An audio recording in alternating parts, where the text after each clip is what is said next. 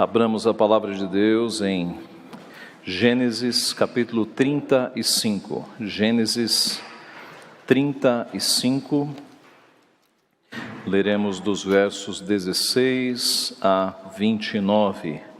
Gênesis 35, de 16 a 29. Partiram de Betel e, havendo ainda pequena distância para chegar a Efrata, deu à luz Raquel um filho, cujo nascimento lhe foi a ela penoso.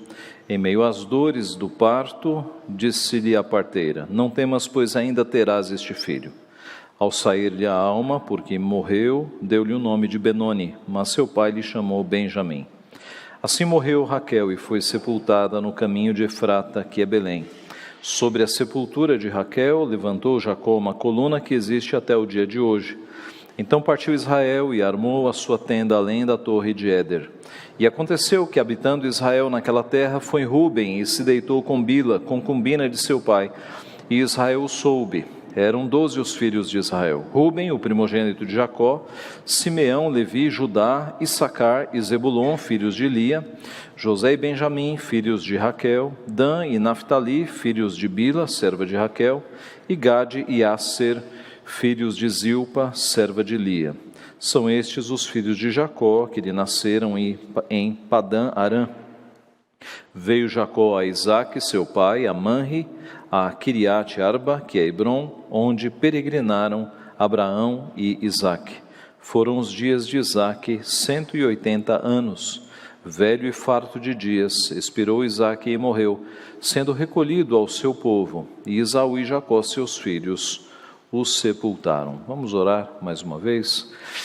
Pai Santo, nós te somos muito gratos pelo acesso que temos à tua santa palavra, que registrou os atos e os feitos e a história do teu povo no passado, e te louvamos porque pela tua providência o Senhor encaminhou tudo para que a tua palavra chegasse até o teu último eleito, de modo santo, infalível, inerrante, a verdadeira palavra do Senhor, Pai, incorruptível. Nós te louvamos porque ela é santa, porque ela é sobrenatural. Tua palavra não volta vazia, mas atinge as câmaras mais profundas do nosso coração.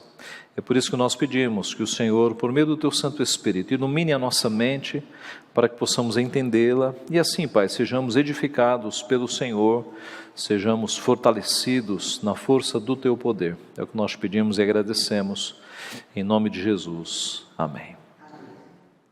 Há uns anos atrás, nós fomos conhecer os Lençóis Maranhenses, lá no Maranhão, e um amigo nosso, o presbítero Eli Medeiros, mostrando a beleza, a exuberância, dos Lençóis Maranhenses, aquelas dunas imensas de areia, com água cristalina, a água que é formada pela chuva, um cenário assim impressionante. Ele disse: reverendo, imagine como era isso antes da queda. Antes da queda. Imagine isso aqui antes da queda, antes do pecado entrar no mundo. Aliás, aqui no Brasil nós estamos cercados de belezas naturais, desde a exuberância da floresta amazônica, com toda a diversidade que existe ali, as praias do Nordeste, algumas com águas cristalinas, os Lençóis Maranhenses, o Pantanal Mato-Grossense, a entrada do Rio de Janeiro, com aquela belíssima paisagem, Pão de Açúcar, Morro da Urca, as Cataratas do Iguaçu, no Paraná, as Serras Gaúchas. De norte a sul, nós estamos cercados de uma beleza exuberante. Imagine como era isso antes do pecado. O pecado fez com que o mundo decaísse, com que o mundo fosse corrompido, e a natureza foi afetada. Cardos e abrolhos, espinhos e ervas daninhas, bactérias, tudo isso surgiu com o pecado. O pecado mudou tudo. Com o pecado veio também, no nível dos seres humanos, problemas de relacionamento, doenças, sofrimentos, morte. Porém, o nosso Deus, que é um Deus misericordioso, compassivo e assaz benigno, Ele decretou redenção, Ele decretou a salvação do mundo caído, a sua restauração. E não apenas a restauração do mundo, mas também a restauração das pessoas. De modo que aqueles que viveram antes de Jesus já podiam ser salvos olhando para Cristo, olhando para o Messias que viria e fazendo sacrifícios, porque os sacrifícios, o sangue derramado de animais, apontava para o sacrifício perfeito, que foi Jesus Cristo, que sangrou na cruz por nós. E aqueles que viveram depois de Jesus já não precisaram mais fazer sacrifícios, mas apenas confiar em Cristo como Senhor e Salvador. Então, embora vivendo num mundo corrompido e caído, é possível nós termos dias bons, é possível nós termos felicidade, porque Cristo é a nossa esperança, porque Cristo é a nossa salvação, e Ele nos dá alegria. Nesta vida, a nossa felicidade e a nossa alegria nunca serão plenas, porque nós ainda estamos no mundo caído e num corpo pecaminoso, mas já podemos sentir como que vislumbres da vida eterna, vislumbres da alegria verdadeira. Todavia, essa alegria e essa felicidade sempre serão manchadas aqui por cores tristes e por sangue, porque nós vivemos num mundo ainda decaído. É como nós dizemos, rosas com espinhos, rosas, mas com espinhos. Alegrias permeadas de sofrimentos. A trajetória de Jacó ilustra bem isso. Foi um início de vida com muitas trapaças, com muitos pecados. Depois ele sofreu a disciplina do Senhor, Deus o disciplinou por meio de Labão, por meio do sofrimento e do medo que ele teve de se encontrar com Esaú. Deus foi tratando o seu servo no decorrer dos anos. E agora, no final da sua vida, nós encontramos um Jacó restaurado por Deus. Tão restaurado que mudou de nome. Deus lhe deu o nome de Israel, porque ele lutou com Deus e com homens. Agora ele está de volta, finalmente, à terra do seu pai. É um final feliz, de fato, mas ainda com sofrimentos, rosas com espinhos. O texto que nós acabamos de ler, ele tem bem destacadas três cenas, e cada uma destas cenas com três sofrimentos diferentes. Então, embora no final da história, uma história bonita em que Jacó consegue voltar para sua terra, vai se encontrar com o seu pai, é um final feliz. Você tem aqui três cenas de sofrimento, as três cenas de sofrimento muito grande para Jacó. A primeira cena, o primeiro sofrimento é a morte da sua esposa. E para nós, aplicando, a morte de um cônjuge é um momento de muito sofrimento na nossa vida. A morte de um cônjuge. Aqui foi a morte de Raquel, a sua esposa. Este primeiro sofrimento, esta primeira cena ocorre em Efrata, mais conhecida por nós como Belém.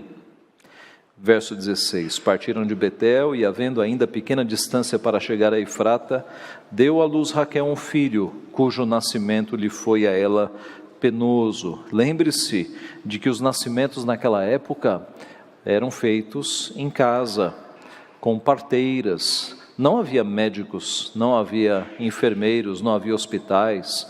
Era tudo feito nas casas, com mulheres que tinham experiência em partos, as chamadas parteiras. Mas observe que um parto difícil nos nossos dias conta com remédios, com anestesias. Na época, partos difíceis eram muito complicados, porque não havia recursos ali para interferir. E é o caso aqui, é o caso. Em meio às dores de parto, disse-lhe a parteira, não temas, pois ainda terás este filho.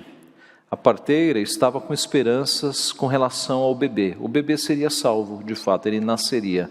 Ainda que o parto, até aquele momento, estivesse sido extremamente difícil e doloroso para Raquel. Ao sair-lhe a alma, porque morreu, deu-lhe o nome de Benoni, mas seu pai lhe chamou Benjamim. A tradução aqui poderia ser: nos últimos suspiros, nos últimos momentos, porque estava morrendo, deu-lhe o nome de Benoni. Então Raquel, nos seus últimos suspiros, ali morrendo, nos últimos momentos, ela deu o nome ao bebê de Benoni, que significa filho do sofrimento. Ben, filho hebraico, e Noni, sofrimento. Benoni, filho do sofrimento. Justamente a expressão que ela estava passando. Mas o seu pai a corrigiu e deu ao garoto o nome de Benjamim. Benjamim. Aqui nós temos uma trágica ironia, porque lá atrás, quando Raquel não podia ter filhos porque era grávida, ela se volta ao seu marido e diz: dá-me filho, senão morrerei. Capítulo 30, versículo 1. Dá-me filho, senão morrerei. Ali atrás, o coração de Raquel estava nutrindo essa idolatria. Para ela, a coisa mais importante na sua vida era ter filhos. Era uma idolatria do coração. Deus foi misericordioso com ela e lhe deu José. Mas agora, quando ela vai receber o segundo filho, que é Benjamim, ela morre justamente no seu segundo filho. Jacó corrige esse nome errado e dá o nome de Benjamim, que significa literalmente Ben-Yamim, o filho da mão direita, que é uma metáfora para o filho da alegria, para o filho da felicidade. Então ali, no sofrimento terrível, Raquel disse Benoni, filho do sofrimento, mas Jacó não quis este nome e ele disse: não, filho da alegria, filho da mão direita, filho da alegria, ele se chamará Benjamim. Há um detalhe aqui no texto, né? Ao sair-lhe a alma, observe que a morte é justamente a separação do corpo com a alma. Existe uma heresia chamada sono da alma, que diz que quando a pessoa morre, a alma fica dormindo no corpo, e fica dormindo até o dia da ressurreição. Algumas seitas creem nesta heresia. Este é um versículo, e há muitos outros que mostram que a morte é o processo de separação da alma. Ao sair-lhe a alma, a alma sai. A morte é isso, é a separação do corpo com a alma. A ressurreição é o quê? É quando a alma voltará ao corpo, esteja ele em cinzas, esteja ele deteriorado, Deus vai recriar os corpos. Apocalipse diz que o mar dará os seus corpos, o fogo dará os seus corpos. Assim como houve aquela visão dos ossos secos, em que os corpos começaram a se formar, ossos, músculos, nervos, e pessoas foram restauradas, a ressurreição será assim também. Mas voltando aqui, nasce Benjamim, e agora completam-se as 12 tribos. As 12 tribos de Israel estão completas com o nascimento de Benjamim, e o seu nascimento ocorre na terra prometida. Assim morreu Raquel e foi sepultada no caminho de Efrata, que é Belém. Sobre a sepultura de Raquel levantou Jacó uma coluna que existe até o dia de hoje. Os patriarcas costumavam marcar locais importantes fazendo amontoados de pedras. É o que nós fazemos hoje com monumentos, com estátuas. Nós marcamos um local com essas estruturas. Isso vem desde o passado. Eles pegavam pedras para que a pessoa que passasse ali soubesse que naquele local um evento importante havia acontecido. Então, esta é a primeira cena e o primeiro sofrimento de Jacó. Ao final da sua vida, ele perde a sua esposa, a sua amada esposa. Lembrem-se de que Jacó trabalhou durante 14 anos, porque o seu sogro havia enganado, entregado Lia, mas na verdade ele amava Raquel e sempre a amou. Foram 14 anos de trabalho por ela. Ela era mãe de seu filho José, ela era mãe do seu bebê que acabara de nascer, Benjamim, e ela se foi. Benjamim veio e Raquel se foi. Meus irmãos, é parte dos sofrimentos desta vida perdermos aqueles a quem nós amamos, é parte dos sofrimentos. Abraão enterrou com lágrimas a sua esposa Sara. Ezequiel também perdeu a sua esposa. Muitas mulheres perderam os seus maridos. Você se lembra da história de Ruth, que começa com Noemi, Ruth e Orfa, as 3 viúvas perdendo os seus maridos. A própria Maria, mãe do nosso Senhor Jesus, tudo indica, era uma viúva. Por quê? Porque quando Jesus nasce, José está bastante atuante no nascimento de Jesus. Até os 12 anos, quando ele se perde no templo, José ainda aparece.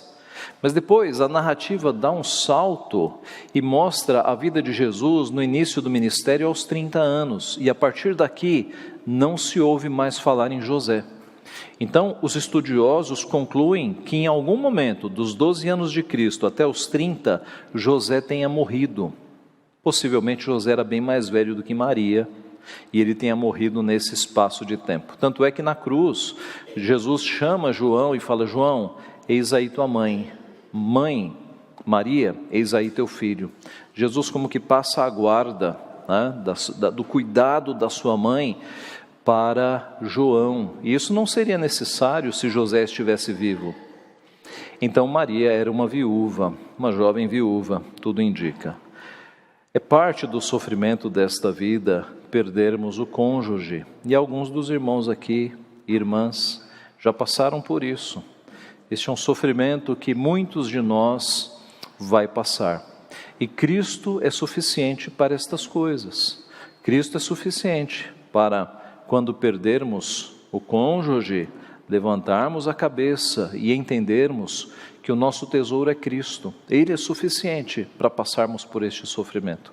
Temos aqui na igreja irmãs e irmãos que já passaram por este sofrimento e continuam firmes e fiéis, servindo ao Senhor, entendendo que Deus é bom de fato e de que Deus supre todas as nossas necessidades.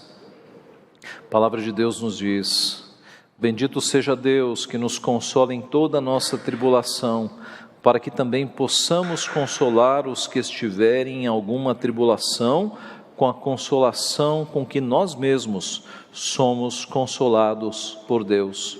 Os irmãos que já passaram por este momento têm condições de consolar os outros, de enxugar as lágrimas dos outros. Qual é a solução para este tipo de sofrimento? É estarmos apegados a Cristo, é de fato confiarmos em Cristo, confiarmos em Deus, que é o nosso consolo, e nutrirmos a bendita esperança de que um dia aqueles que morreram em Cristo serão reencontrados. O primeiro sofrimento é este. O segundo sofrimento, a segunda cena, é sofrer com o pecado dos filhos. Sofrer com o pecado dos filhos. Este segundo sofrimento ocorre em outro lugar, chamado Éder. Diz o texto, verso 21. Então partiu Israel e armou a sua tenda, além da torre de Éder. E aconteceu que, habitando Israel naquela terra, foi Ruben e se deitou com Bila, concubina de seu pai. Você reparou que Jacó está sendo chamado aqui de Israel, né, porque ele já está sendo chamado do nome novo que ele recebeu de Deus. E Ruben, que era o primeiro filho de Lia, irmã de Raquel, deitou-se com Bila, serva de Raquel. Raquel havia acabado de morrer e Ruben, o filho mais velho, ele se deita com Bila, que era serva de Raquel. Ruben não era filho de Raquel, Ruben era filho de Lia, tá? Então você se lembra, havia filhos de Lia e a sua concubina, e havia filhos de Raquel e a sua concubina. E aqui Ruben, filho de Lia, deita-se com a concubina Bila, concubina, serva de Raquel, concubina de Jacó.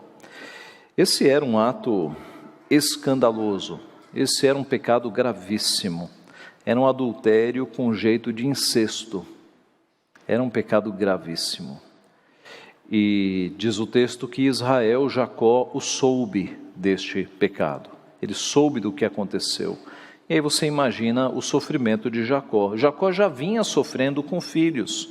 Você se lembra de que no capítulo 34, Simeão e Levi entraram na terra dos siquemitas e mataram todos os homens, porque os homens haviam caído na armadilha deles de que eles fossem circuncidados.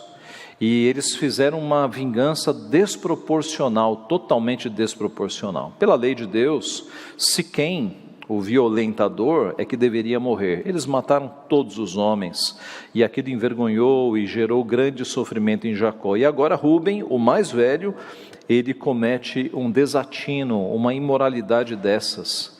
Observe que com este pecado, agora os 3 filhos mais velhos de Jacó estão se descredenciando de assumirem a liderança depois de Jacó, porque são os 3 mais velhos.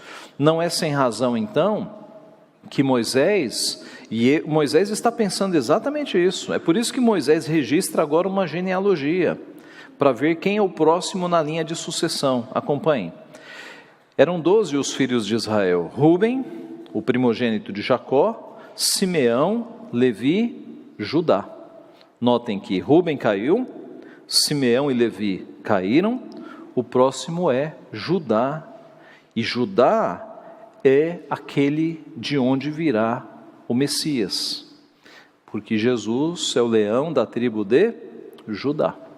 Tá? Então, o quarto na sucessão é justamente onde está passando a linhagem messiânica. É ele quem será destacado e exaltado. O texto segue falando dos outros, né? Issacar e Zebulon, filhos de Lia, José e Benjamim, filhos de Raquel, Dan e Naftali, filhos de Bila, serva de Raquel, e Gade e Asser, filhos de Zilpa, serva de Lia. São estes os filhos de Jacó, que lhe nasceram em Padã Arã. Voltando ao sofrimento de Jacó, uma das consequências da entrada do pecado no mundo é pais sofrendo com seus filhos. E já na primeira família, Adão e Eva passam pelo sofrimento indescritível de perderem um filho assassinado pelo outro filho. Eles perderam Abel, morto por quem? Por Caim, o outro filho. É o primeiro fratricídio, é o primeiro assassinato entre irmãos que nós temos na história registrado, é Caim matando Abel. Imagine o que passou pelo coração e o sofrimento que tiveram Adão e Eva com isso. Muitos pais, e aqui da igreja inclusive, têm essa experiência de sofrer com filhos, com os pecados dos filhos. A Bíblia está repleta de exemplos, desde o sacerdote Eli, que sofreu com Ofni e Finéias, os seus filhos que cometiam pecados gravíssimos no templo, ao próprio Jacó, que mais à frente da história vai sofrer com os pecados e as desobediências dos seus filhos, né? E José lhes trazia más notícias das bagunças que os filhos estavam fazendo, até Davi. Imagine o quanto Davi sofreu com Absalão tentando tirar o reino, tentando tirar o pai do poder e conseguindo finalmente, e atentando até contra a própria vida do pai. O quanto Davi sofreu e o quanto ele sofreu quando Absalão morreu. Então, meus irmãos, a entrada do pecado no mundo, por causa do pecado atingindo os relacionamentos, faz com que muitos pais sofram por causa dos seus filhos. Filhos que cometem pecados graves, filhos que estão longe da igreja, filhos que saíram da igreja, filhos que estão longe dos caminhos do Senhor. O pecado produziu este sofrimento, e só quem é pai, eu imagino, sabe a dor deste sofrimento. Jesus sintetizou um pouco este sofrimento na parábola do filho pródigo, quando ele mostra um filho deixando o pai, deixando os caminhos do pai, largando tudo, pedindo a sua parte da herança, saindo pelo mundão para gastar o dinheiro nos prazeres da carne. E ao final dessa história, quando acaba o dinheiro e o filho percebe que o mundo o despreza, ele volta para o pai, na esperança de ser tratado pelo menos como um dos servos do pai, mas o pai o recebe como um pai recebe filhos. Traga sandálias, traga um anel, traga roupa, vamos fazer uma festa, porque o filho estava perdido e voltou. É uma parábola, meus irmãos, de filhos que somos nós, que se perdem no mundo e ao retornarem, encontram um pai com os braços abertos. Este é o ensino central da parábola. O ensino central da parábola não é o filho, é o pai recebendo esse filho de braços abertos, para mostrar que este é o nosso Deus. Nós vamos para o mundo, para as coisas erradas, alguns de nós, e quando retornamos, encontramos um pai vingativo? Não. Podemos encontrar um pai de braços abertos, pronto a receber os seus filhos, porque não existe ex-filho na Bíblia. Uma vez filho de Deus, você será sempre filho de Deus, e em Cristo nós podemos ser filhos de Deus. Mas este é o segundo sofrimento, e a solução para este sofrimento está em Deus, está em Cristo, está na oração. A solução aos pais que têm filhos fora da igreja, ou filhos que estão distantes dos caminhos do Senhor, é dobrar os joelhos em oração, porque Deus pode trazer esses filhos de volta aos caminhos do Senhor, e eu já vi isso acontecer algumas vezes. Na nossa igreja nós temos exemplos assim, de pais que oraram, que dobraram seus joelhos e os filhos voltaram aos caminhos do Senhor. Faça isso, não esmoreça, continue orando pelos seus filhos. O terceiro e último sofrimento que nós temos aqui, a terceira cena, é a morte dos pais. A morte dos pais. Aqui no caso de Jacó foi a morte do seu pai Isaque. E esse terceiro sofrimento ocorre em outro lugar, ocorre em Hebrom, verso 27. Veio Jacó a Isaque, seu pai, a Manre e a Quiriate Arba, que é Hebrom, onde peregrinaram Abraão e Isaque. Foram os dias de Isaque, 180 anos. Então Jacó finalmente retorna à terra do seu pai e o reencontra. E você deve se lembrar das condições em que Jacó deixou o seu pai, enganou o seu pai, saiu fugido, porque Esaú disse: eu vou matar aquele trapaceiro. Você se lembra de como Jacó, aproveitando as trevas, a cegueira do seu pai, o enganou. E muitos anos se passaram, e agora Jacó retorna e reencontra-se com Isaque. Tudo indica, meus irmãos, como Jacó voltou restaurado, voltou um homem agora maduro e tratado pelo Senhor. Nós podemos imaginar um grande reencontro, pedidos de perdão. Nós podemos imaginar o melhor cenário aqui, porque Jacó foi disciplinado pelo Senhor e agora ele voltou a estar com o seu pai depois de tanto tempo e de tantos pecados. Agora ele o reencontra, mas agora ele está tratado por Deus. O verso 29 final diz: velho e farto de dias expirou Isaque e morreu, sendo recolhido ao seu povo, e Esaú e Jacó, seus filhos, o sepultaram. Então, observe que ele, farto de dias, o texto fala em 180 anos, ele morreu, foi recolhido ao seu povo, a ideia de que ele morreu junto com os patriarcas. E um detalhe, Esaú e Jacó, seus filhos, o sepultaram. Uma nota aqui que aponta para uma reconciliação. Os filhos estão juntos sepultando o pai. E a morte, por vezes, é uma grande reconciliadora de irmãos que estão distantes. Por vezes, na morte de um pai ou de uma mãe, irmãos se reconciliam. E aqui nós temos os dois reconciliados. Esaú e Jacó o sepultaram.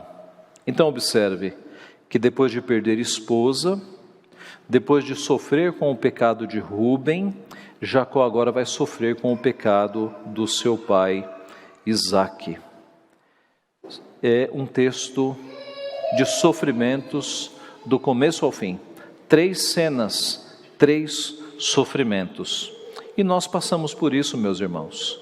Quanto a perder os pais, é mais ou menos o rumo natural das coisas. Alguns perdem os pais na infância, alguns perdem os pais ali muito no começo, outros perdem os pais longevos, não é?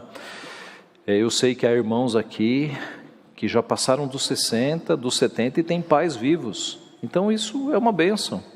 Mas alguns de nós perdem os pais na juventude. Eu perdi meus pais, eu não era Eu era um jovem, mais ou menos 30 e poucos anos, perdi pai e mãe. Alguns de nós perdem os pais na infância, nem conhecem os pais naturais. E aí, como é que nós ficamos? Deus é o nosso Pai, nós não somos órfãos, Deus é o nosso Pai. Deus é que cuida daqueles que perdem pais na infância. Deus é o grande Pai que acolhe aqueles que perdem pais na infância. E Deus supre com outras pessoas que se tornam os seus pais. Deus é bondoso. Nós não somos órfãos, nós temos Pai, um Pai que cuida de nós. E nós passamos por isso. Deus nos dá pai e mãe, para que nós desfrutemos deles por uns tempos, por um breve período de tempo, mas Deus é o nosso Pai. A morte é a culpada por este tipo de sofrimento. Se não fosse a morte entrando no mundo, nós não teríamos esse tipo de dor e de sofrimento. Mas eis que a solução é Cristo, porque Cristo venceu a morte, porque Cristo é aquele que derrotou a morte. Cristo é aquele que pela ressurreição fará com que nós encontremos os nossos pais, aqueles que morreram em Cristo. Cristo é a solução para todas estas coisas. Aqueles que morreram em Cristo um dia serão reencontrados. Concluindo, irmãos, a Bíblia diz que através de muitas tribulações nos importa entrar no reino de Deus. Atos 14, 22. Cristo disse: no mundo passais por aflições, mas tende bom ânimo, eu venci o mundo. Aliás, o Cristo, que é o maior exemplo de sofrimentos que nós podemos ter, porque Cristo viveu uma vida tão curta, morreu tão cedo e com um peso tão grande, o peso dos nossos pecados. Cristo sem pecado, Cristo sem saber o que era culpa. Nós sabemos o que é culpa. Quando nós pecamos, a nossa consciência pesa. Nós ficamos às vezes angustiados com algum pecado, até que nós nos arrependamos. Nós sabemos o que é culpa. Cristo não sabia. Cristo nunca tinha tido a consciência pesada. Cristo nunca tinha tido esse sofrimento, esse sentimento de que eu fiz uma coisa errada. Cristo não sabia o que era isso. Mas na cruz, Ele soube de uma vez, e aos milhões, porque na cruz Ele recebeu o peso de todos os nossos pecados. Ele que não tinha culpa e que nunca tinha pecado, na cruz Ele recebeu todos os pecados do povo do Senhor. E Deus desviou dele o rosto, e Ele disse: Deus meu, por que me desamparastes? Porque naquele momento Ele estava carregando os nossos pecados todos. Ele que nunca tinha sentido um sentimento de culpa na vida, aos milhões Ele sentiu todos os pecados e toda a culpa sobre Ele, todos os pecados.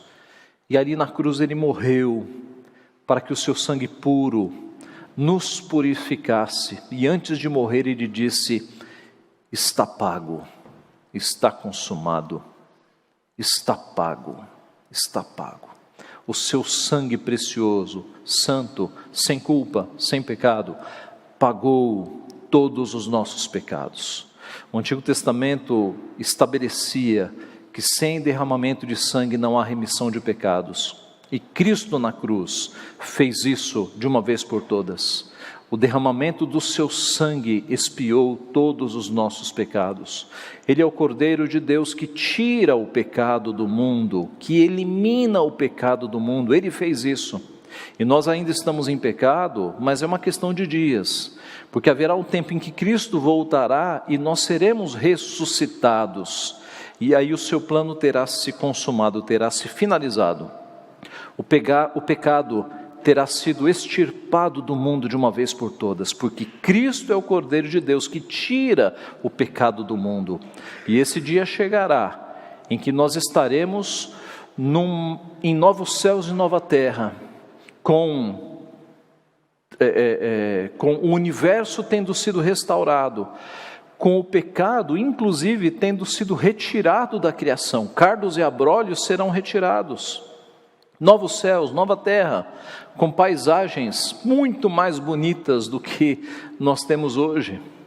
Novos céus e nova terra. O Apocalipse fala que a Jerusalém descerá, né, e Deus refará todas as coisas. E um dia nós saberemos o que é existir e viver sem pecado. Um dia nós saberemos o que é isso, meus irmãos. E deve ser uma sensação maravilhosa, nós existirmos sem pecado, sem pecado. Tudo isso porque Cristo morreu na cruz para que um dia nós estejamos nesta condição. Maranata, que Cristo volte logo. Louvado seja o seu nome. Amém.